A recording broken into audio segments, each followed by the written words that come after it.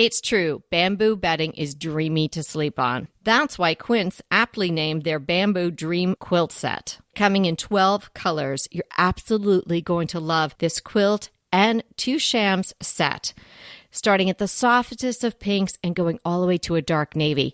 It's going to be perfect for anyone's room. Your own, your guest rooms, your kids' rooms, maybe even back to the dorm bedding. Quince has everything you need to elevate your space, from bedding to soft organic towels, airy curtains, and premium kitchen tools designed for everyday use. And of course, as you know, Quince has gorgeous cashmere and other wardrobe essentials. And the best part, Quince's products are half the cost of similar brands.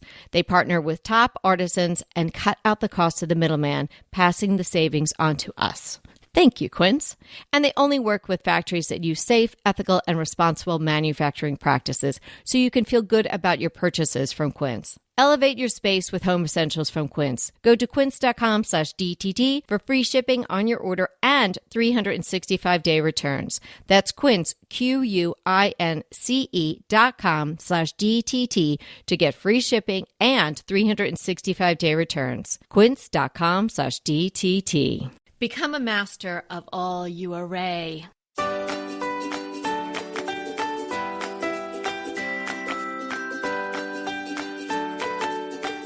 Our decorating is classic and timeless, as is our advice. So today we're sharing a classic DTT episode from the archives with you. Hey everybody, I'm Kelly Wilkness here with Anita Joyce, and this is Decorating Tips and Tricks.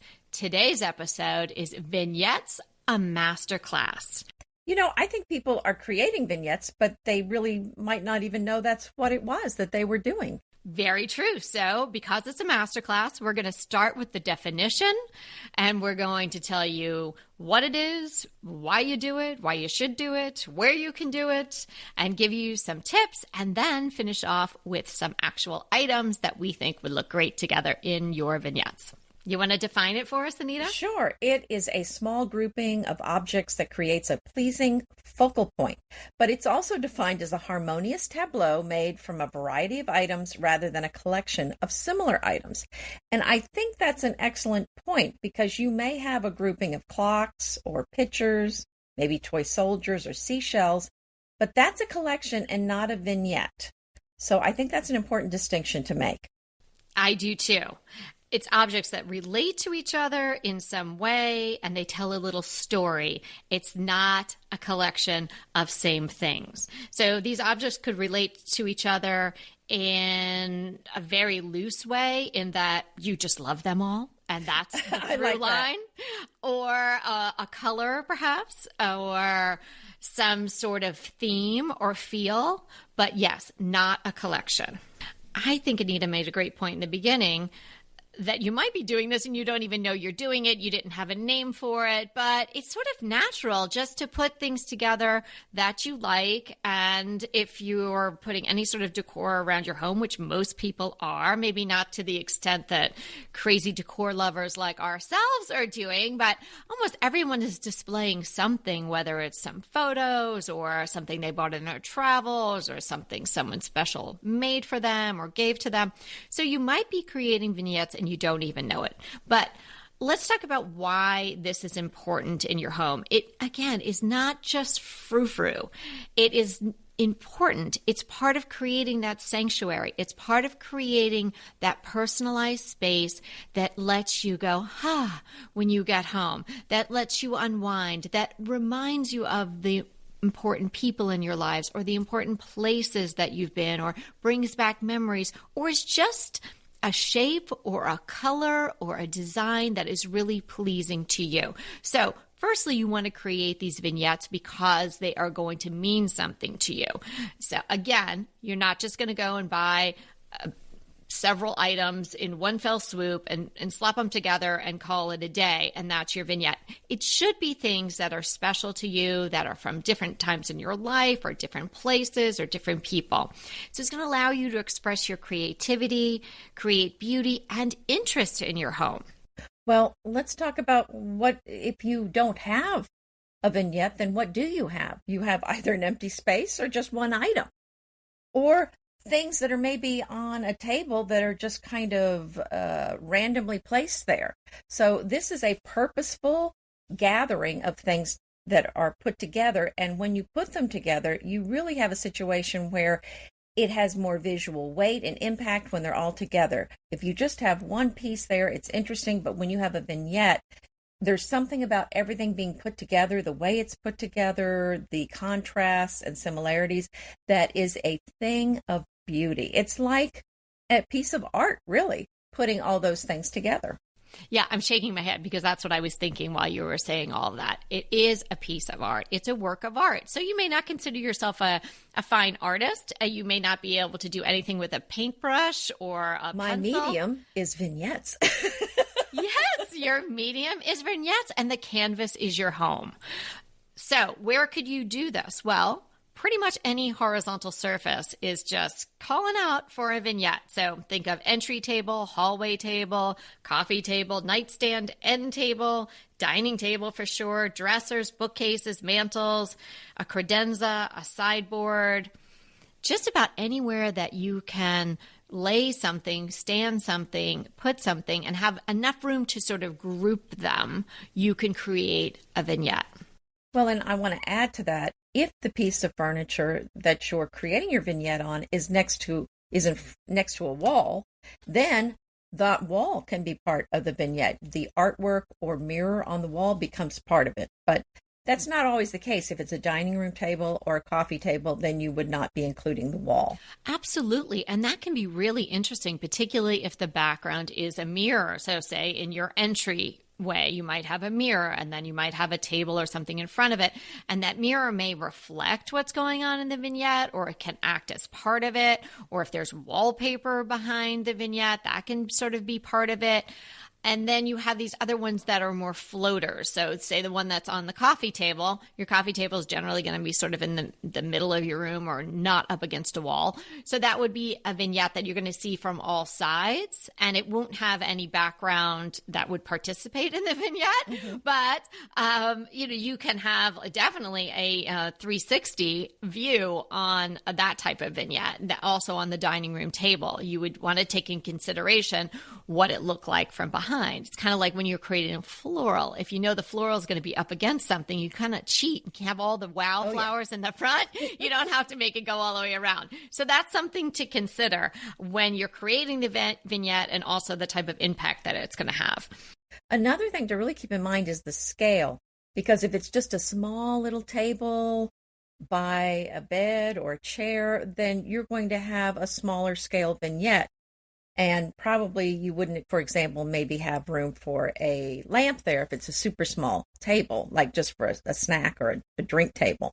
But when you have a dining room table, then we're talking bigger scale, especially if you have perhaps a buffet or some sort of piece of furniture pushed up against the wall, and you're including maybe a large mirror there. Then we're talking, you can have lamps and all kinds of things that are, quite large there as part of your vignette. Absolutely. You want to dive into the tips? The first thing to think about when you're putting the vignette together is, what is your hero piece going to be? So this is going to be the piece that is really the focus, the piece that's your favorite piece, the piece that you want to really shine. So I think you want to have at least one piece that's kind of a wow piece, so to speak, in your vignette. And really, this is something that really appeals to you, or just has a particular presence that you want to highlight in your vignette. I like that approach because, as we say in a room, you can't have too many focal points.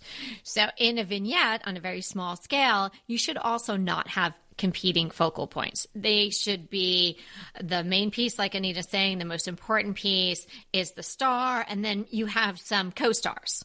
You don't want everybody vying for the attention, because then the whole vignette won't work well together. My initial thought when creating a vignette is to choose an odd number of pieces to be included. So 3 is perfect. 5 is good. I think when you get beyond that into 7 and 9, it starts becoming a little unwieldy. I know you can create a vignette of sorts in a corner of your room with furniture and whatnot, But really, when you're talking about a true vignette, it's a smaller grouping. It's more decorative items. So I would stick to 3 or 5 tops. I think that's a good number. And then when you're putting your items together, typically you're going to put the tallest piece in the back and kind of in the center, although not necessarily. It can go over to the side depending. I mean, this is a rule that you can break, but clearly you don't want the tallest thing in the front that's blocking the view of the shorter things in the back.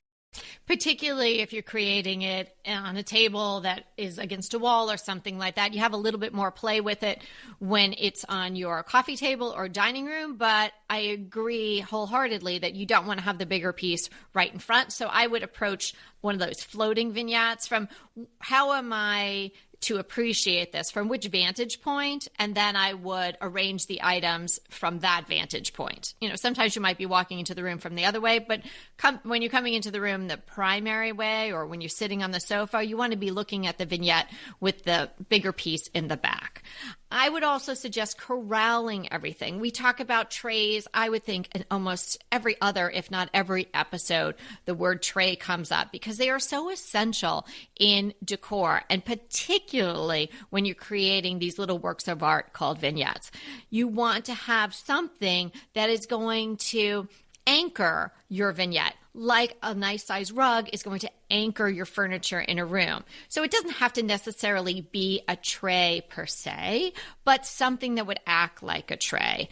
It could be even a runner on a dining room table. It could be a wood plank shaved off. It could be something like that. It doesn't have to have the actual form of a silver or lucite or gold tray. Well, I agree with that. And I think the smaller your vignette, the more you would probably need to use a tray. So to kind of say, hey, this is a vignette, and kind of keep everything close enough together so that it is actually seen as a grouping and a vignette. Now, if we're talking about a vignette where you have large things like, you know, pretty sturdy lamps, then it's probably going to be too big for a tray. Now, I do have several large trays, but I don't really ever put a lamp in a tray. So I agree. I agree with that. And my entryway, I have the lamp, and then I have the tray next to it, sort of on an angle, and then I create my vignette on there. So when you look at the whole thing, it's kind of a unit. The lamp is definitely part of it, but then if you drill down to the 3 items that are sitting on the tray, that's the real vignette. And another thing to keep in mind is to have everything varying heights. The last thing you want is everything exactly the same height. That will destroy any vignette, and it's going to make it feel off. So that's really critical that you have varying heights, but within the same sort of scale, so to speak. So you don't want there to be some pretty tall things and then they look like giants, and then you have some little small things in front that just don't even look like they go together. So it needs to be in the same, kind of like people. You know, people are like 5 feet to 7 feet in general. So that's kind of like your vignette, but you don't want to put them with a 2-foot person. That then it's going to look off. Like I would not be in a vignette with LeBron James. Like that would look weird. so he's way too big. I'm way too little. We are not going to vignette well together. I absolutely agree. And the height variations can be sort of cheated or really artfully designed, right? You can elevate certain items, either use a stack of books, which can then become part of the vignette. That is, you know, one of your 3 or 5 items. And you don't have to count each book, like the books. If there's a stack of 3, it could be, that's like one thing really when you're considering the vignette. So you can elevate something. If it feels too small, then you can put it on a stack of books. You can put a little piece of art on an easel. You can sort of cheat it that in this very artistic way to get the heights correct. So it really feels good. What I've seen happen sometimes is someone will put a taper candle, a skinny taper candle, and then 2 things that are kind of relatable in height, medium size and small, but then you have this really pointy taper candle behind it. Well, the easiest thing to do that is, don't leave your house when you do it, but burn the candle down a little bit. Get it to the height where it starts to make sense with the other two items. So that's just a really obvious example of a way that you can manipulate the heights to make the pieces play together better. Well, I want to focus on this for a second because I think you're really on to something. Use of a riser really does make a sense in a lot of vignettes. And if you have something you really want to use and it's too short, that is the beauty of using a riser. And then the riser becomes part of the vignette and adds to the interest of the items. And yes, I prefer old books, but you could use a beautiful book, a pretty little column pedestal. There's so many things that you can use as a riser. I mean, be creative. And but this is a great way if you have something beautiful you want to use and it's just not tall enough. Boy, that riser is going to make a massive difference. I have something at the end that really fits the bill of what you're talking about with regard to a candle. So when we get to the actual items, I'll talk about that. But anything that will lift something up a little bit, even a lucite block, you can buy those. And those are really useful. That will be in your vignette toolbox for forever. Another thing you want to make sure you're doing is varying the texture. I think Anita mentioned earlier on, you didn't want every piece in the vignette to be ceramic. It all looks the same. It has the same visual impact. You want to change up the texture. So that might be as simple as including a small plant. If you feel like you need to break it up, if a lot of your decor is porcelain or your decor is metal, you could break it up with simple items like that, a little ivy in a little planter, or even I love to incorporate, I have this thing about string and yarn. I mean, I guess maybe in a past it's a texture. Life. There you go. Yeah, it's a texture, but maybe in a past life I was a knitter or something like that. My grandma did try to teach me to crochet and I didn't pay attention. I wish I had. But I love balls of yarn, balls of baker's twine even. I have a couple of rolls of baker's twine that I just have in a drawer. And every once in a while, if I need some texture in a little vignette, I'll just plop one of those in there. And it does the job so easily. It's a different shape. You have the roundness. It's more organic. And then you have all that yummy texture. So here's another idea. If you have something that's too short and you don't have a riser or you don't want to use a riser, the other thing you could do is to cover it with a cloche. Mm-hmm. The cloche gives it importance, and then you have the height of the cloche. But the secret is here, you can't have too much airspace in there, if you know what I mean. Yes. So you're like, what is in there? So you're still going to have to use a riser if the cloche is a lot taller than the item you're putting it over. Absolutely true. And something I wanted to touch on, you don't want to make everything in your vignette super small. It's a small work of art, but it's not teeny tiny. It's not dollhouse scale. Mm-hmm. So not only do the items need to relate to each other well in scale and balance, proportion, but the whole thing should not be made up of tiny little things because it really won't have that much of an impact. And, you really don't want to have to go over and get so close to it to really appreciate it. So it has to have some oomph to it to really be important in your house. Exactly. I mean, this needs to be something that you can walk by and see kind of from the other side of the room. Mm-hmm. And, and that is something that we see where people have very small decor items sitting out. And if they're really small, just put them up, that they're not really going to be the proper size. Another thing to think about is to put the vignette together so that it's asymmetrical. Sometimes you want some symmetry, but typically in a vignette, you don't. You've got 3 or 5 different items, so there's just not going to be symmetry. And so you actually want to celebrate that asymmetry, just kind of arrange them in a way that embraces that asymmetry. Right. And if you do the odd numbers, it's almost built in. True. I mean, I guess you could have 2 exact same things and one thing in the middle, and those things would be symmetrical, but you really don't want to do that in a vignette. The 3 or 5 items should be all different. Save symmetry for your mantle or something else. That's not what you want to be happening in your vignette. It's also an opportunity to bring in a pop of color. So here's a tip. If you're bringing your accent color through your house, see if you can work in that accent color into a vignette or two. And then that'll help you get that flow of that accent color throughout your house. And that can be a really simple thing to do. I mean, if it's a color that you can get in spray paint, then you can just spray paint something that you already have that you don't really like the color of, and bam, now you have this accent color contained in your vignette, and it's helping your eye move around the room and achieving that flow. Let's talk for a minute about this color that you're talking about, because I'm noticing a lot of people have gone with neutral rooms, and we love Have you noticed that? Yes, I've noticed. And, we love neutral furniture. I think it's very flexible.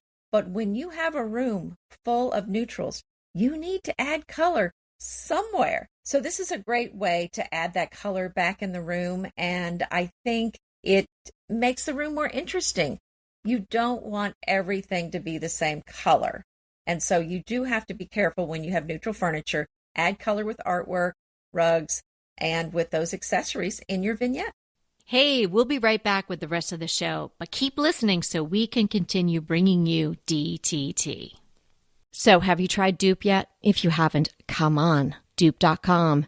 It is going to be your new shopping best friend. And it's not just for furniture. I know I've shared with you about my coffee table dupe, but you can save money with Dupe on fashion, shoes, jewelry, and more. I just used Dupe to find an absolute perfect twin of this t-shirt that I wanted. It was an $80 t-shirt. I was not going to pay $80 for a t-shirt. Dupe helped me find the twin, like maybe the exact same shirt. Find something you love, and then you can find replicas, twins, and maybe the exact thing for so much less. Give Dupe a try today. It is really so easy to use. You just type dupe.com / before any product URL in your browser, and voila! It instantly finds you less expensive alternatives. They even have an app and a browser extension you can download. No account is required. No sign up is required. It is completely free. I know, can you believe it? But it is completely free to use. Stop wasting money on brand names and start saving with dupe.com today. Another tip for vignetting. Is that a word? That's a verb for vignette. That was good. Okay, so if you're vignetting, you can add a seasonal item. Now, you know, everyone, we are not big seasonal decorators, but we do like a little nod to the season, and it's fun. It's nice. You get a little something for the seasons, but you don't have to go overboard. So you can have a vignette, and then you can just take out, let's just call it the third item, maybe the smaller item, and pop something in for the seasons. That's kind of along the lines of those decor hotspots that I really love to have, and I've talked to you about in my home. I have areas where I do a vignette, and that's really what a decor hotspot is for me. I'm not pulling a sofa out and changing the chair. What I'm doing is creating vignettes in these places throughout my house. But I already have the tray, the candle or the lantern, or the bigger piece, and then I'll just swap out maybe one, tops two of the pieces that are in the vignette. And when a holiday is rolling around, that's a great time to pop in something that would be a little nod to the current holiday. Excellent idea. And I think that is a great place to add those seasonal touches that are smaller, so you're not spending a lot of money on all the seasonal things. They're going to come and go. And just like you said, you can have a bowl there, a lantern, or a cloche, and that's where you can put those seasonal things, and you can keep that bowl there all year round, but each part of the year, it's going to have something different. In the spring, that's where you're going to put those golden eggs that you have, Kelly. And then at Christmas time, you're going to put those Christmas ornaments in there. So I think it's a great place to put seasonal things. And another thing I want to talk about, because with seasonal, we're talking about changing it out with the seasons. I think we also get bored with our homes, and rather than go buy new furniture, just change out that vignette on your coffee table, on your dining room table, on your buffet, and then it's going to give it a whole fresh look. You're going to feel happy when you go in there. And here's a fun thing to do. Bring a bunch of things into the room and try changing certain things out. Take a picture of every different variation of your vignette. Then you're going to look through your pictures and you're going to pick the ones that look the best, or pick your favorite and go with that for the season. I love doing that. I usually choose to do that maybe on a Sunday morning. It just kind of overcomes me. I look at what's going on. I'm like, that's been there for too long. Or gosh, it is Christmas and those golden eggs are still there. Like, we need to get those out of here, or vice versa. And I will go to my stash cabinets, and it's like I'm seeing old friends. I get to look at my stuff. You probably feel that way about your dishes, right? You get to up close and personal with them. You bring out your decor items. I'll pull a few things out. Maybe you have to dust them off a little bit because they've been in the cupboard for a while. And that is so much fun. And it really kind of recharges my battery. It is a really creative thing to do. You can limit yourself to a half hour, an hour. I mean, goodness, you could spend all day doing it if you wanted to, but it rotates your things out. It gives you an opportunity to reevaluate them, appreciate them, and then display them in a way that really will enhance your home and that you'll really enjoy. I love seeing my stuff. And also think about your functional items and how you can create vignettes for them. We talk about beautiful storage. We do not believe in plastic storage if you can get away with having something else. If you don't need to have the plastic for functional reasons, get yourself some beautiful storage items. The same goes for your functional items. They can be vignetted too. Your laundry detergent doesn't have to just sit in the plastic thing and be ugly. Or on your bathroom vanity, or if you have a little area where you do your makeup or something like that, get yourself a tray. Maybe you have some old pretty perfume bottles. Maybe you don't use them all. Maybe you only use 1 scent or whatever. But if they're pretty, you can bring them back out. Make a pretty little vignette there. A beautiful thing to add there, of course, is maybe a little bud vase, even a candle. So you can create this beauty throughout your home, and it can also be functional. I think that's a great idea. And now we want to talk to you about what we really like to use in our vignettes. I think this is going to vary depending on what your style is. The things that I like to use are a plant, usually a green plant, but it can be a blooming plant, but I like to use real plants. I like to use something silver and blingy, like maybe an antique trophy. I also collect hotel silver, so I have some hotel coffee pots. They're kind of cool, really small ones, individual size. So those are fun. And some antique creamers or pitchers, a cloche with or without something under it. Small vintage paintings are really fun to use. I do like to use old books as a riser. Little vintage boxes are nice for risers. Candlesticks, lamps, vases of various sizes and designs. And then I do like to use a tray if it works with the vignette. Yes to all those items. I think if you are new to this and you want to have a core, or the term everybody likes to use right now is capsule. So rather than a capsule wardrobe, you have a capsule vignette collection. So I would say a lantern or a candle. Mm-hmm. A stack of books. If you're into vintage, great. If not, some other types of books would be great, but please, not paperbacks, nothing like that. And then your third item can be really flexible. And then the tray. So if you had the tray, the lantern, or the candle, and a stack of books, I think you are good to go to start creating. And then you can get really artsy and creative with that third item. It can be a piece of coral that you collected. It could be the ball of twine that I have heartstrings for. It could be anything that means something to you and that works with the proportions and the balance of the vignette. I love to use little easels in my vignettes as well. And I have one that I found for you. It's small, wooden. It's about 12 inches tall. It's raw wood, but you could definitely stain it or paint it a color if you wanted. But it's just going to kind of go away. But wouldn't that be great in a vignette to put a tiny little painting that you may have come across at a thrift store or something like that? Or I love vintage postcards. Something like that could sit on it. Or even your kids' artwork if it's on smaller scale. A little something could sit on that and really highlight it like a cloche does. Because if you put something on an easel, it's saying, you ought to look at this. Great idea. That you're right. It does kind of elevate it. Literally and figuratively.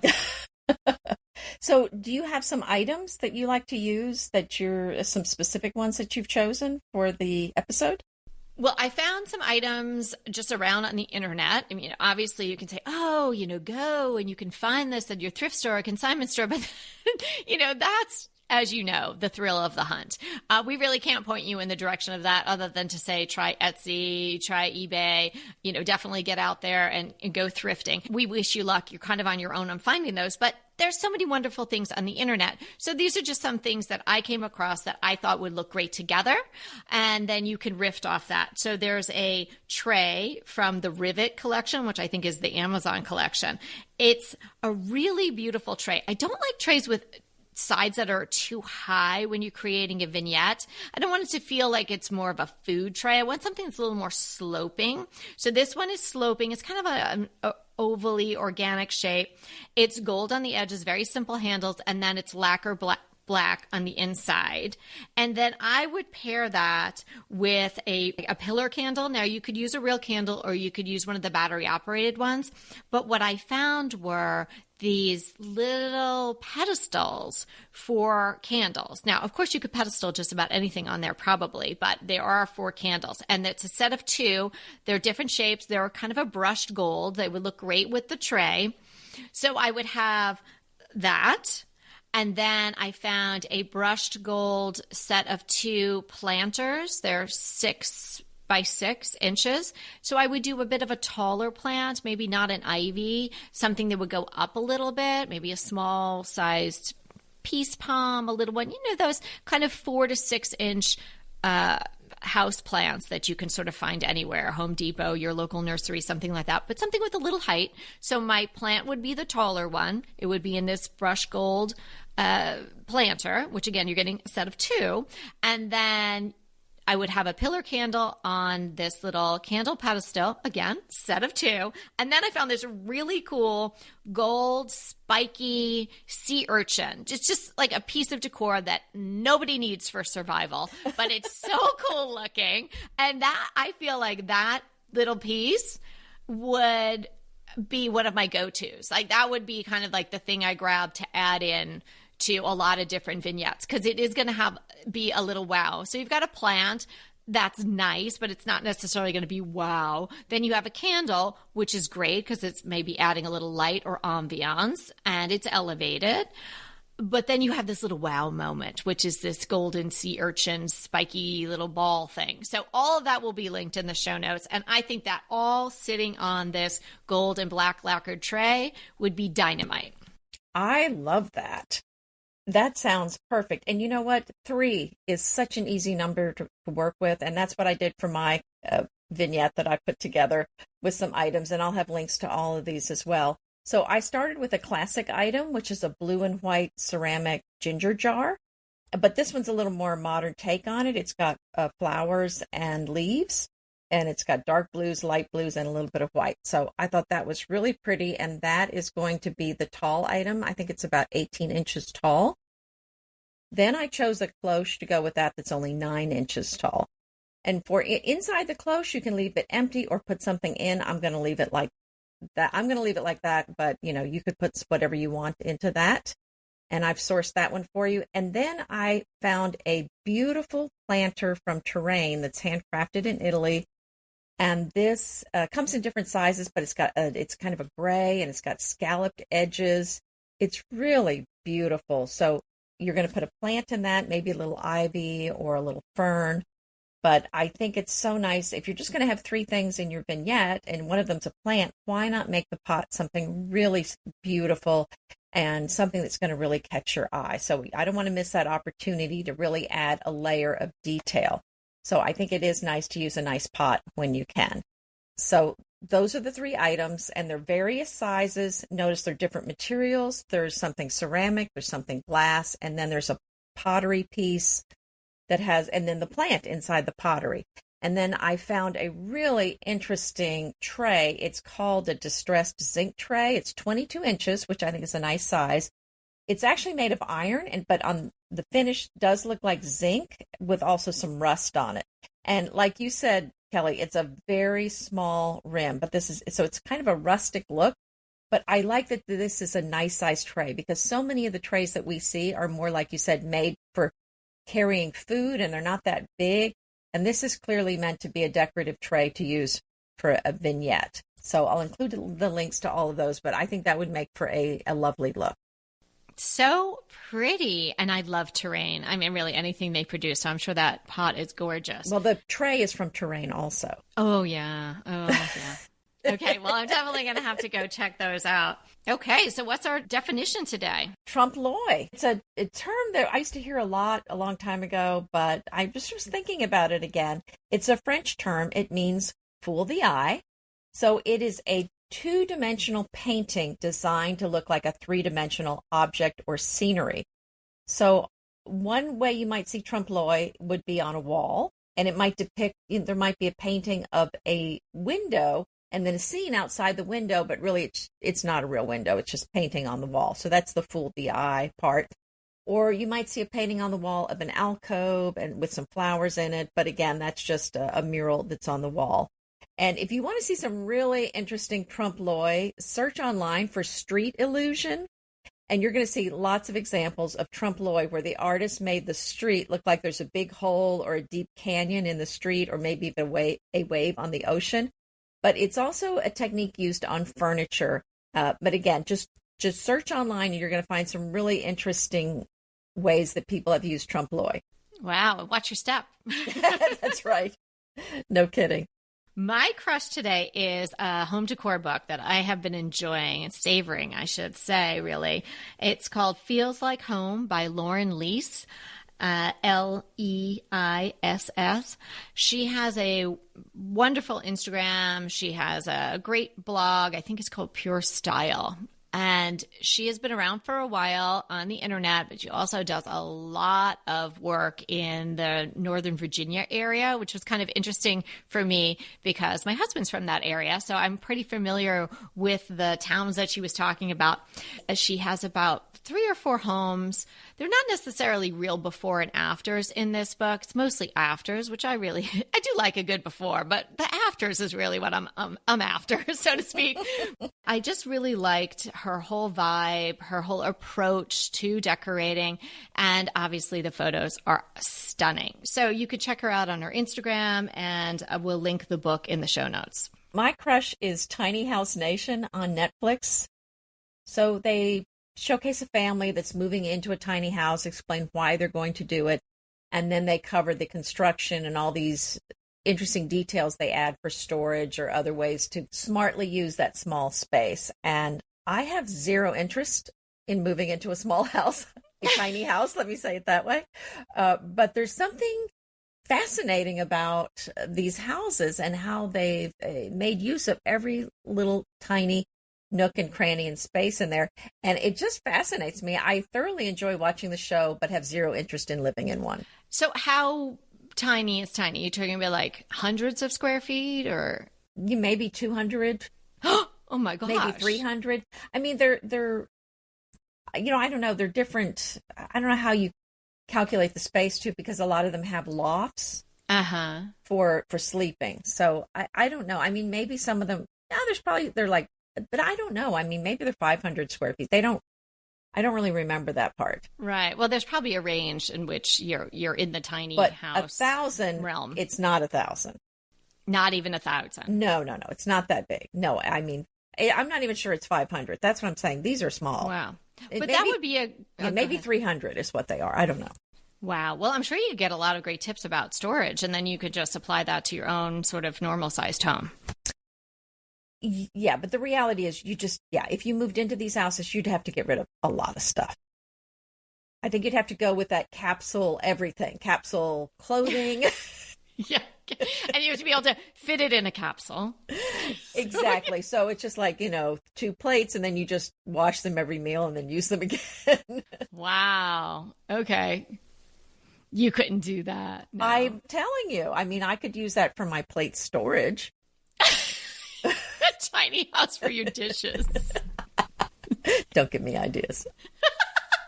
Okay. Before we go, I want to mention the wonderful video that Kelly created for us on YouTube. It's on her channel, My Soulful Home, and it is one of our most popular podcast episodes, Decorating Do's and Don'ts.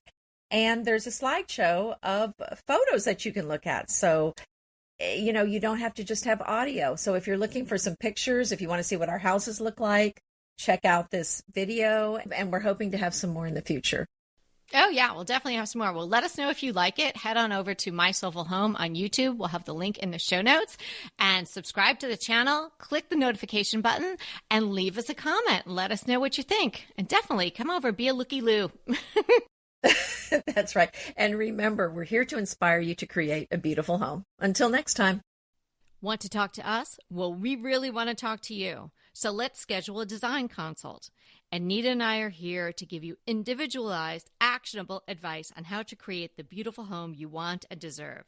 It's so easy to schedule a design consult with us. Simply click the link in the show notes or head to decoratingtipsandtricks.com/consult. When we talk to you on the scheduled time, we will be ready with so many great tips, advice, and yes, tricks. So sign up today for a design consult. We can't wait to talk to you.